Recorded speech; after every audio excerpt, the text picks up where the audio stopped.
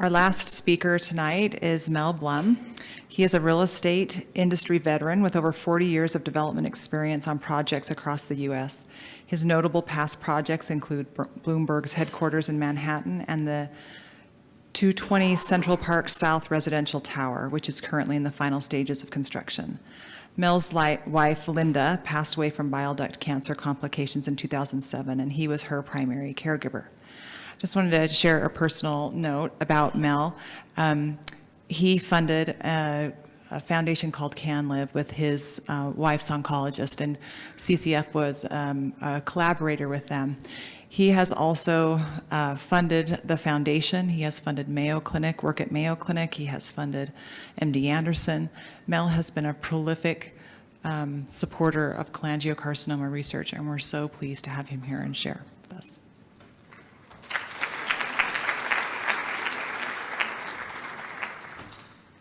Stacy. Thank you, Stacy. Got some lights here, they're bright. Obviously, there's nothing technical I'm going to add to this conference because I sit out there and listen to all of you speak, and I am so impressed with how much intricate knowledge you have of what we're all dealing with and have dealt with. And I am a control freak. I'm a business person. I always thought I could somehow get my arms around what my wife was dealing with, and pretty quickly realized I was way in over my head. And after being involved in it now for 12 years, I'm even deeper, I think. But I was born and raised in New York. Went through New York City public schools right through college. Became a math teacher briefly right after finishing college, and I met a Spanish teacher who became my wife in 1970. We lived in New York. We had a son in New York who is now 43 years old, sitting back there and a board member of this organization. In 1977, had a daughter.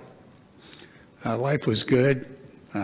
We did very well. We did well in business. We did well financially. We did well just as a family. And my wife was never sick. She didn't have a doctor. And after a beautiful fall weekend in New York, she was working out one morning, came back from the gym and said, "Oh, I think I did too many crunches or something. I just don't feel that well." And I kind of panicked because her brother died of pancreatic cancer. Her brother was 9 years older and got it precisely at the same age. So like I always think of the worst, and part of the reason I think I've had business success is I always anticipate what's coming next, and I had this terrible feeling that something bad was coming next. But she said, "Oh no," she always thought everything was great. "I don't need to go to the doctor. A couple of days from now I'll be just fine." A couple of days from then she was jaundiced and she was at my doctor because she didn't have a doctor. Immediately was sent to a GI specialist, had scopes, stents, didn't know exactly what was going on. There was no evidence of any cancer, tumor, or anything other than that she had a bile duct stricture. And that bile duct stricture was, nobody could figure out or diagnose what was causing it. She seemed fine right after the stent. And I'm not even sure what the next step of protocol was, but the stent only lasted about a week and it moved. So she went back and they did another stent. They did brushings. They did CAT scans. They did ultrasounds, all negative. Then that next stent also failed. She was back again. And we learned that a doctor from MD Anderson was up at Lenox Hill Hospital who was doing a fairly new procedure called endoscopic ultrasound. And my wife's doctors at NYU were able to get her into that program where we met Dr. Jeff Lee, who's become a friend. And Jeff did the endoscopic ultrasound in it was simulcast to a theater at the Marriott Marquis. And to like 300 or 400 doctors who were watching this procedure. And afterwards he sat with us and he said, "You know, I didn't see anything." He said, "There's no guarantee." He said, "But I didn't see anything." Everybody was particularly worried about pancreatic cancer because her brother had that. And sure enough, she continued to have symptoms. They decided maybe it was her gallbladder, maybe there was some kind of particles in there that were irritating the bile duct, removed her gallbladder, still nothing in the gallbladder was positive. Then they decided, something's really wrong here, we don't know what it is, but we think it's worth doing a Whipple surgery. Her brother had a Whipple surgery, so we were pretty familiar with it. And she went in for the Whipple surgery. She would do anything to live.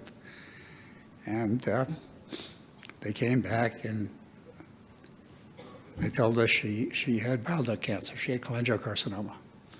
And this is what they're going to do. They're going to put her, start chemotherapy, get a gemcis, radiation, blah, blah, blah, blah. And this was like blowing me over. And I just like, wait a second. I've got to digest this. So I went home that night and went on the computer and started Googling cholangiocarcinoma, and the first thing that I read was prognosis dismal. Pretty overpowering.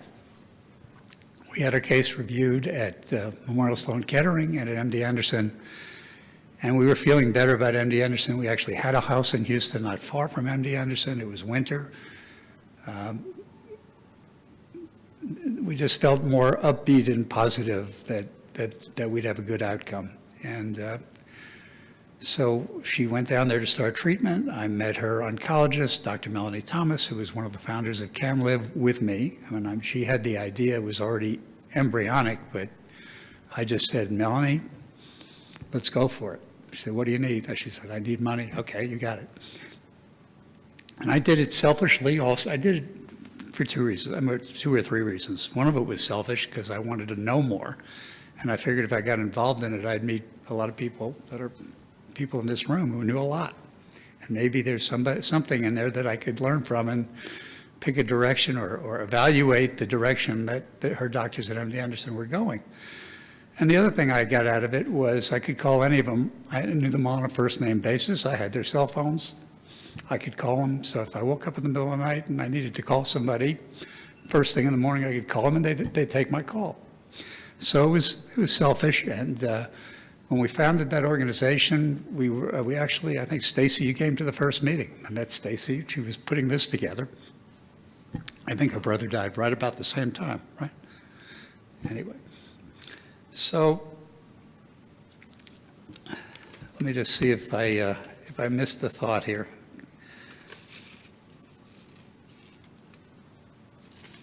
I guess in summary, what I realized is all of this is beyond my control, even though I know you spend your lives on this, many of you, and you think you're getting traction, and I know a bunch of you are getting traction. There's a lot of progress to be made, a lot of progress to be made. I don't think that the death rate from this disease has improved significantly since my wife got it 11 years or died from it 11 years ago. If it has, maybe it has slightly. So the future treatment for this is clearly in a lot more genome research, a lot of more money and time and effort going into targeted therapies, many of which you've spoken of. And I'm going to do everything I can and my family to try and help make that happen. But it's a tall mountain to climb. But let's keep climbing. Thank you, Stacy. You've done a great job. Appreciate it. Thank you.